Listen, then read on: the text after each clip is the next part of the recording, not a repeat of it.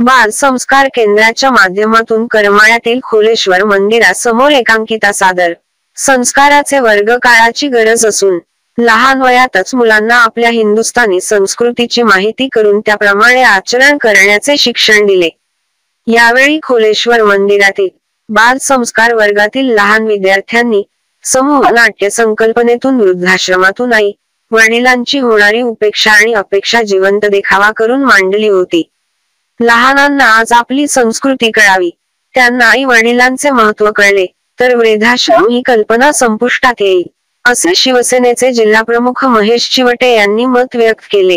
ही एकांकिका पाहण्यासाठी शहरातील महिला उपस्थित होत्या, बडे बुजुर्ग उपस्थित होते. कार्यक्रमाचे उद्घाटन नगरपालिकेचे मुख्याधिकारी बालाजी लोंढे साहेब यांनी केले.